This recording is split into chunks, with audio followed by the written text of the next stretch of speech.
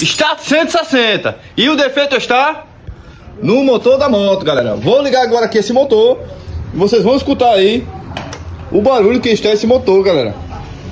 Ó.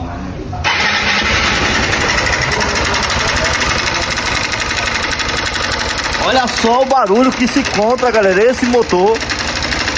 Um barulho imenso.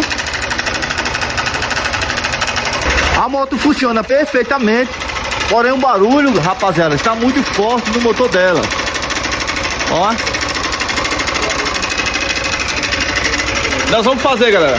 Vamos estar aí desmontando esse motor, tirando aí essa parte de força, e vocês vão ver aí como que tá a situação das peças dentro desse motor, galera.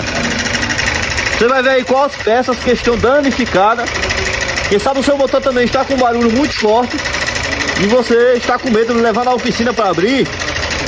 Siga esse vídeo aí, siga o meu perfil no meu canal, que vocês vão ver aí quais peças que vai ser necessária ser trocada nesse motor. E a 160 com tec no motor. E olha só o que foi que danificou da moto, galera.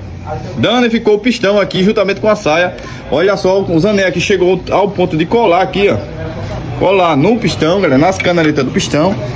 Olha só a situação que se encontra aqui o cilindro. Certamente, galera, muitas das vezes acontece isso, ou a moto rodar com óleo muito baixo, ou até mesmo a circulação do óleo não está correta, não está circulando forte. Aí o que acontece? O motor aquece mais e causando isso aí, ó. Dá essa fundição aí. Vamos ter que estar tirando aqui também a tampa do lado da embreagem, fazer a verificação da peneira do óleo, se está entupida. Porque o óleo, rapaziada, trabalha sob nível. Quando o nível do óleo sobe, transparece assim pela peneira do óleo, fazendo com que cubra a bomba do óleo ali, e a bomba do óleo vai pressurizar o óleo aqui, ó.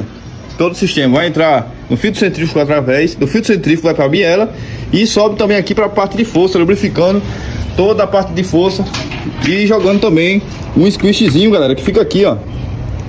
Mostrar vocês aqui esse buraquinho aqui, ó. Se ele entupir também, vai faltar a lubrificação aqui na saia do pistão, nesse sistema aqui, ó, e a moto vai se danificar, galera. Então vamos fazer esse devido reparo e vocês notem bem que esse lado de cá, ó, praticamente está intacto, e a parte que danificou foi a parte de trás aqui da saia do pistão.